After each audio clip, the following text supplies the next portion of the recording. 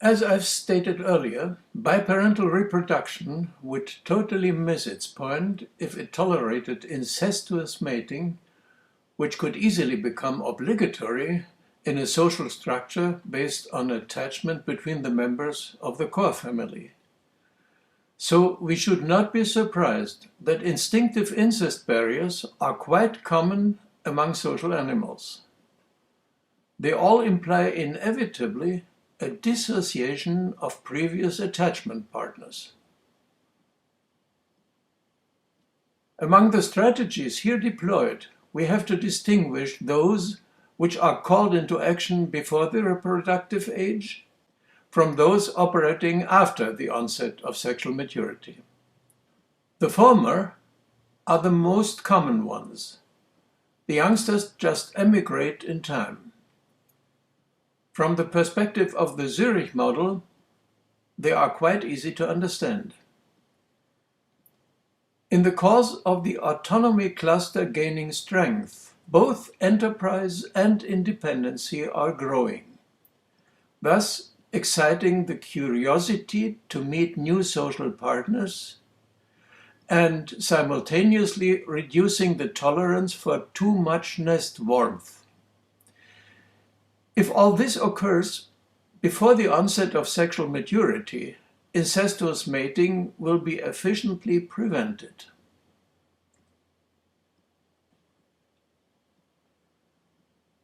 But there may be conditions that require the juvenile family members to stay together beyond puberty. Such a condition can be induced artificially, as in the following experiment. These are Chinese quails. They are substrate living and the smallest galliform birds, so they can easily be kept indoors under sufficiently comfortable conditions. Additionally, they are monogamous, which is a rarity in the order of chicken relatives. We kept 11 pairs of these animals in separate enclosures of about 3/4 square meters. In 7 cases, the partners had never met before. In 4 cases, they had been raised together as siblings. The two classes differed strikingly in their behavioral patterns. In the stranger pairs, the males quickly started courting their female partner. Among quails, courting shows a cute pattern. When you throw a mealworm into the cage, which is considered a delicacy among quails, both run up to it in order to catch it. If the female gets it first, the male tries to swipe it from her, whereby he mostly succeeds. But after having acquired possession of the prey, he by no means devours it. Instead, he holds it in his beak, saying "chock, chock, chock, chock," until she comes and allows him to feed it to her. The meaning of the ceremony is, "Look how efficient a food provider I am for you and our hopefully numerous offspring." Only after she gives in to this ceremony, they have sexual intercourse, and normally he would never again perform the same behavior for another female. In the sibling pairs, there was no courting. We have never seen a brother offering his sister a mealworm or any other food. Additionally, the proxemic behavior differs in the two groups.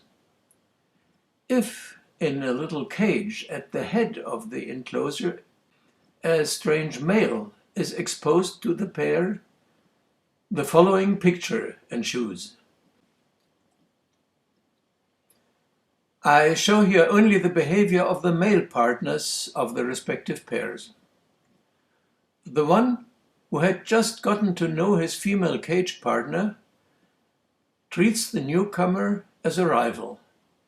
He runs around excitedly, shows display behavior, and would without doubt start fighting were there not the cage's fence preventing this. The brother's behavior was quite different. They continue performing business as usual. Their spatial behavior does not depend substantially upon the presence of another male.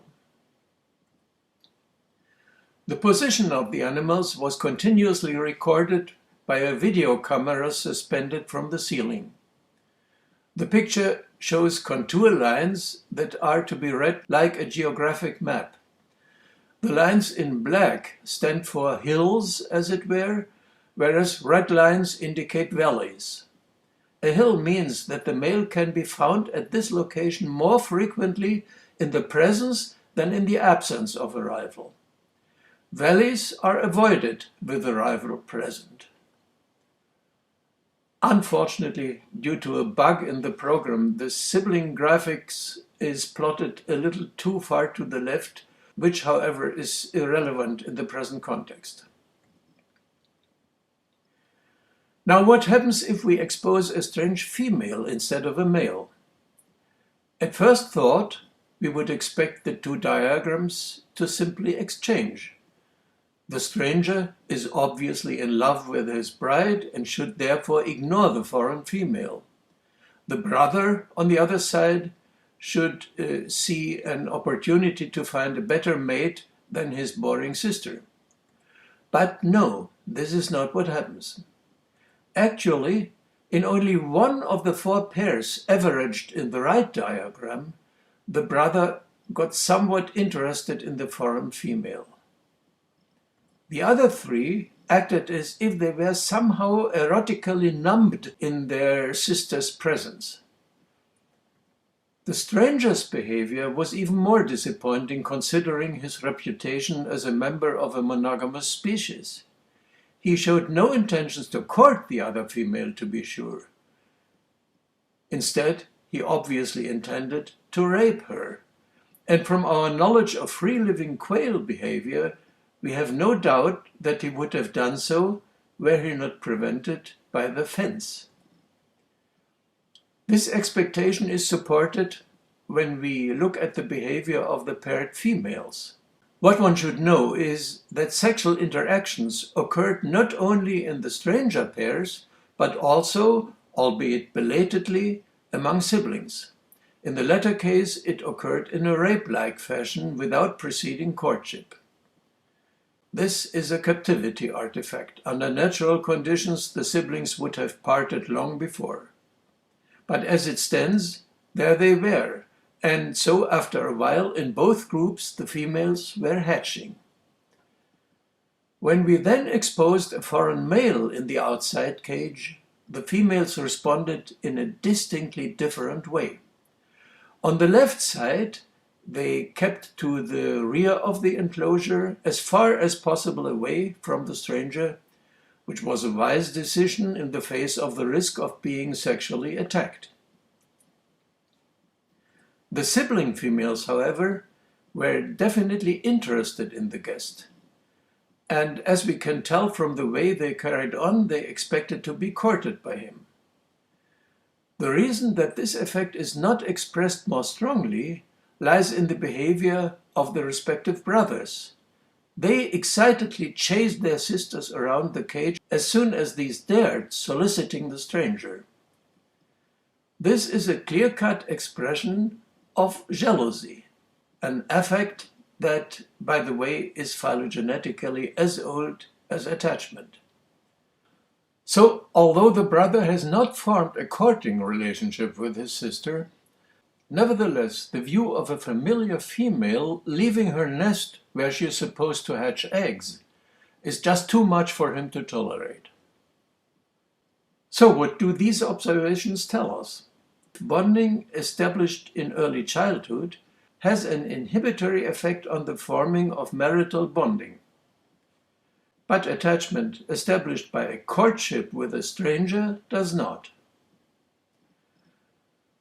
One might argue that the phenomena recorded are untypical since they are induced by an artificial experimental situation. But, as I said before, there are also social structures in the animal kingdom that naturally provide a prolonged sojourn of youngsters in the family. A case at issue are marmosets, which we have studied for more than 20 years. Marmosets are monogamous New World monkeys. The mother of the family gives birth to fraternal twins every half year. The adolescents remain in the family up to 1 year or more after puberty. During this time, they are eager to carry their baby siblings around, which serves a double function. It relieves the parents, and the youngsters acquire parenting skills. However, although they have reached their reproductive age, they show no sexual interest whatsoever in other family members. They appear to be impotent, which is why this phenomenon has been called psychological castration. For obvious reasons, though, this cannot be the final developmental stage. At a certain point, the youngsters get rebellious. But as soon as they risk doing so, they are mercilessly mobbed out of the family without any chance to return. Psychological castration may result from two different processes. One of its sources is intra-family rank order. While coming of age, the youngsters are bound to develop an increasing demand to become autonomous. But the parents won't tolerate this. And unless the adolescents dare to rebel assertively, they are compelled to reduce their autonomy claim by way of downward acclimatization, which will automatically block sexuality as well. By the way, this inhibition does not include parental behavior, which is even emphasized in the youngsters.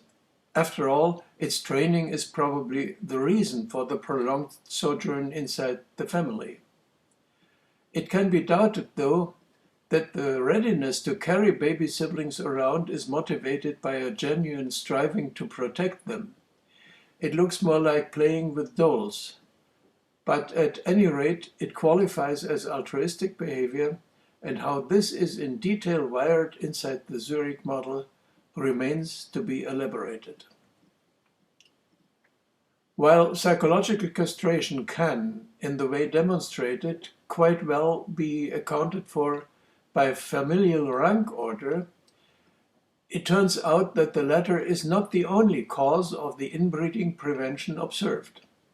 There is a second mechanism at work, based on the family atmosphere being obtrusively saturated with familiarity and security.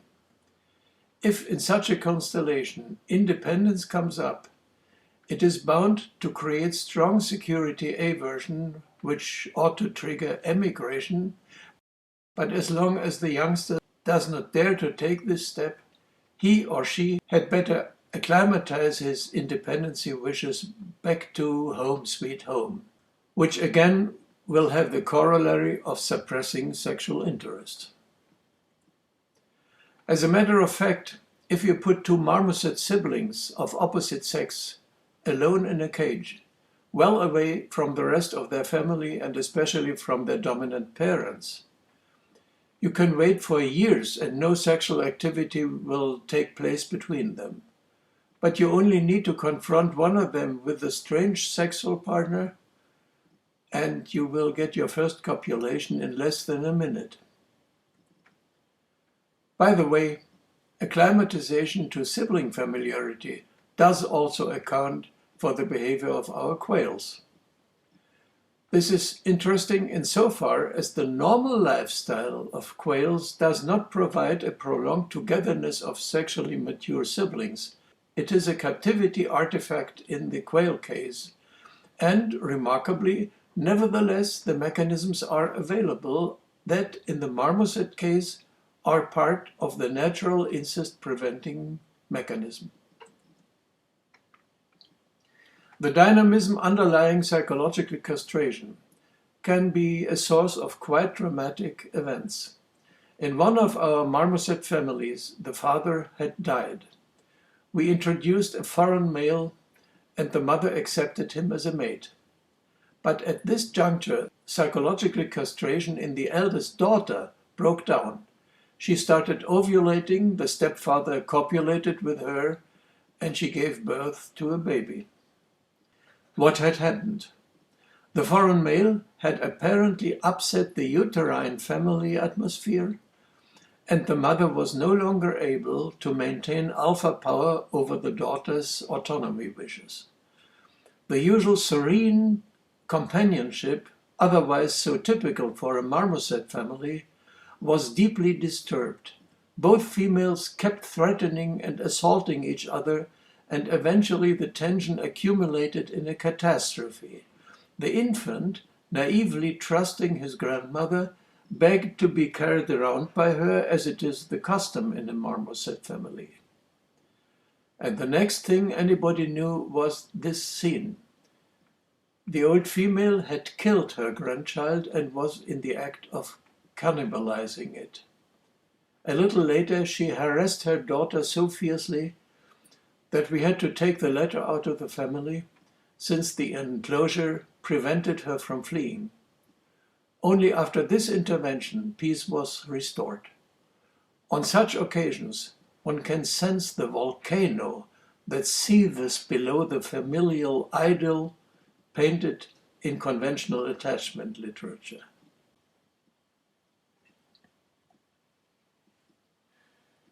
Episodes like these keep us aware that attachment theory in its present shape is poorly equipped to cover the reorganization of social relationships during puberty and adolescence. One reason for the theory having a blind spot at this naturally pre-programmed ontogenetic breaking point is a predicament that may be labeled the continuity bias. In attachment literature, the concept of continuity seems to be wafted by a peculiar air of significance, as if the entire theory would go down the drain unless it could be demonstrated that an individual's social layout, as it was resembled in childhood, remains formative like an inescapable destiny throughout lifetime. The reason for this bias lies, once again, in the haziness of concepts. When talking about attachment, we have to distinguish whether we refer to its object, its quality, or its function. The question of object choice is the essential evolutionary heritage of the theory, since it deals with the identification of those conspecifics whose inclusive fitness would profit best from caring for the subject. In order for me to know who my mother is, nothing but her mere presence in the first few months of my life is required, regardless of her behavior. And since a close relative will always remain a close relative, it makes sense for the object choice to be irreversible. The quality of attachment, on the other hand, does indeed depend on the object's behavior, like, for instance, on her sensitivity. Obviously, I can learn by experience if a person is inclined to contribute to my well-being. This kind of relationship is open to modification by personal experience. Friendships may be formed or break up, although the inertia of personality traits normally warrants a certain stability even here. If everything goes well, the primary caregiver scores high in both categories. Otherwise, particularly if the imprinting object refuses to meet the infant's needs, a conflict is liable to occur.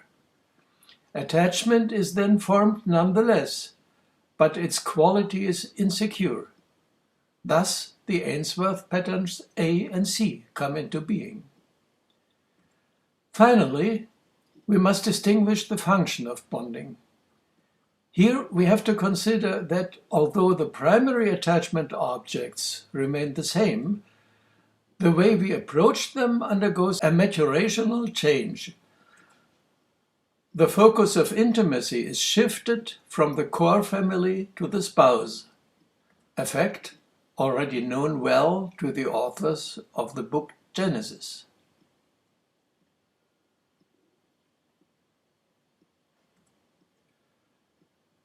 These three levels ought to be kept apart, but attachment theory has, in its history, allowed their distinction to blur.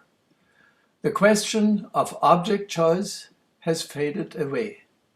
Nevertheless, irreversibility, being considered kind of a hallmark of the biological approach, survived under the name of continuity, and by moving over to quality and function was loaded with misleading connotations.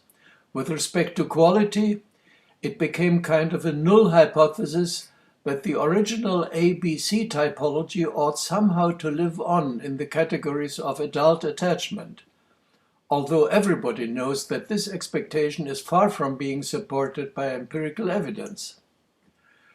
Most fatal, however, was the bias on the functional level. Bowlby kept downplaying the fact that crossing the bridge from the family of origin to sexual partnership is a conflict-laden transition. Sometimes the cover pictures of his publications look as if they dealt with this object change, but this impression is misleading.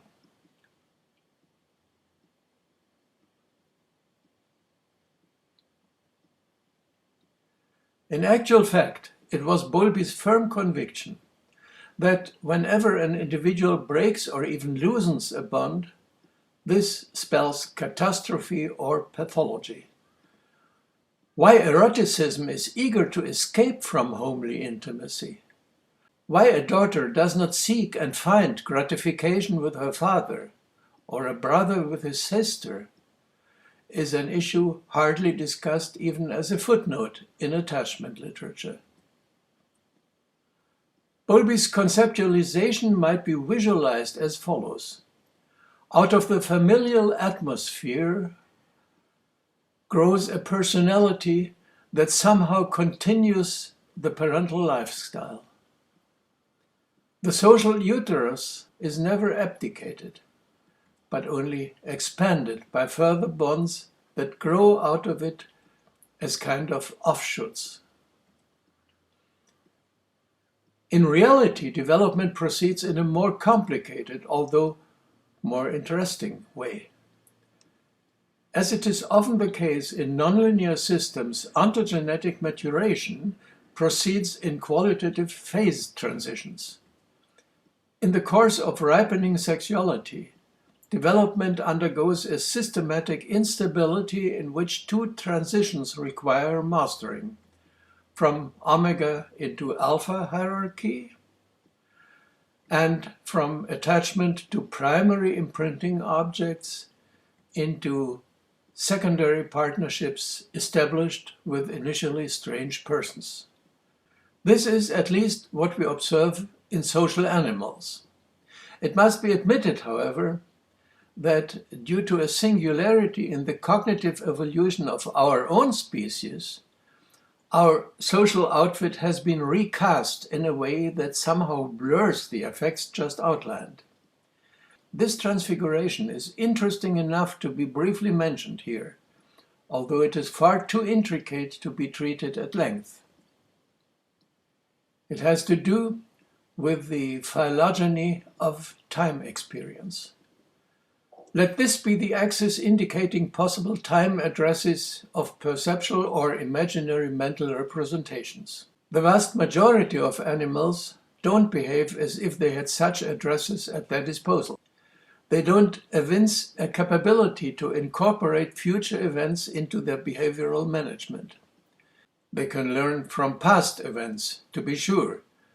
But once a new habit is acquired, it does not imply comparing the present situation with the situations in which these habits were formed. So the behavior of most animals can be accounted for under the parsimonious assumption that they are actually responding to actual stimuli, that the actors simply live in the present tense, in an eternal now, so to speak. When, for instance, a squirrel hoards food, it is motivated by the presently activated instinct to bury the nut, and, as can be shown, not in the least by the foresight of future hunger. A first, but still limited step to a temporal organization occurs in animals that are capable of simulating problem-solving strategies in their imagination, like, for instance, the great apes. Thinking up an inventive coping strategy before executing it in reality certainly requires some anticipation of future.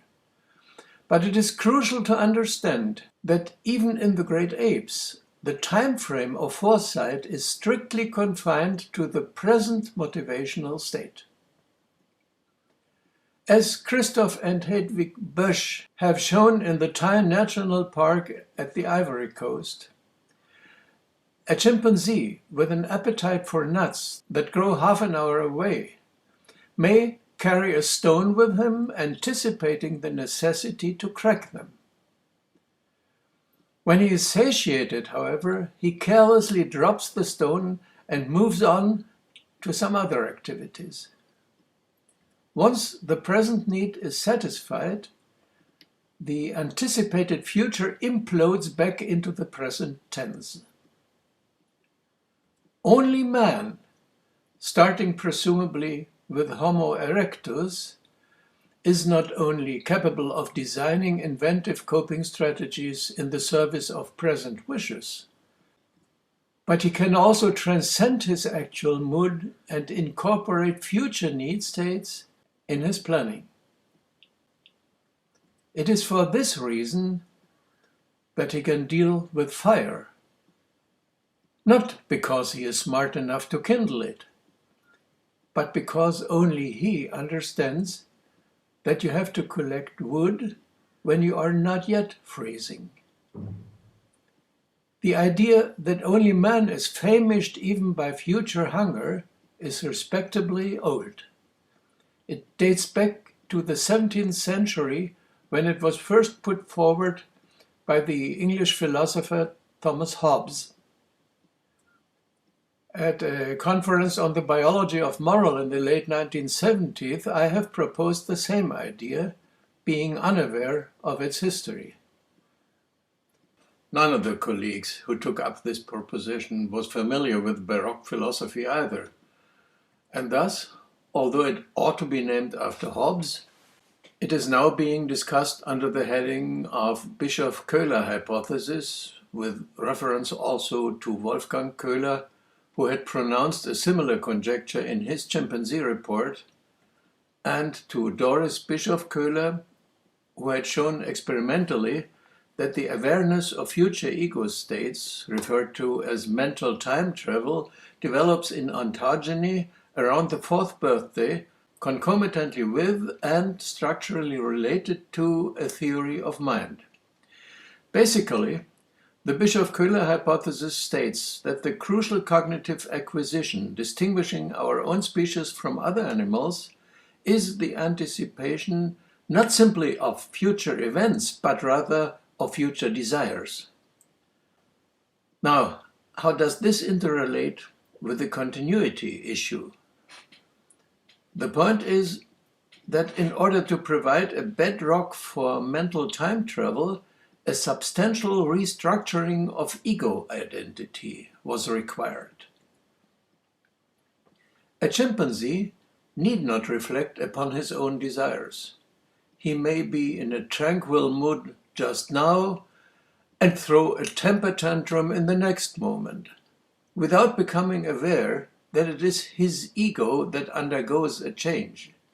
He can, as it were, take himself for granted. In man it is otherwise. He has a feeling of permanence that allows his present self to identify with the future one, although the latter may pursue totally different objectives and look upon the world under quite another perspective. He understands that he remains the same ego in different situations and states of mind, and that his actions today influence how this permanent ego is going to feel tomorrow and are themselves consequences of what happened yesterday. He is destined to understand that he has a history. This constitution, in turn, is momentous for our motivational outfit. Particularly, our feeling of autonomy acquires a historical dimension since it is bound to look back onto its own roots in the past. Here is where the attachment objects of childhood come into play. Their care, concern, and custody have once given us the assurance that we are worthwhile to exist and have a right to feel valuable and to claim autonomy. Therefore, the guardians of early infant security have, at the time when detachment is due, long since entered into our historical identity. This is the paradox of human adolescence. An autonomy not grounded in an affirmation of one's own origin would lack the strength to become independent of this origin. So, in order to become autonomous, man has to link his identity back to his roots. This is how we have to understand the notion of continuity. The fact that we maintain connection with our family is not due to a simple inertia of our attachment system, but rather an implication of our sophisticated identity construction. In many cases, this requires a reconciliation with the primary bonding partners after a temporary detachment in early adolescence. According to Bischof-Campbell, this is the leading theme of the hero myth, which, for its part, reflects the drama of adolescence. The hero sets out for a peregrination in order to bring back the elixir of life for his father, who threatens to die from an otherwise incurable disease, but who withholds the consent to this enterprise. The story ends with the scene of atonement. This motive, by the way, has been taken up by one of Bischof-Campbell's close friends, namely George Lucas, who crafted it in Star Wars in the eventual reconciliation of Luke Skywalker with Darth Vader. To summarize, continuity of attachment has nothing to do with the permanence of imprinting. It is not an animal heritage. It is, on the contrary, a specifically human acquisition, although, to be sure, it is nonetheless a product of evolution.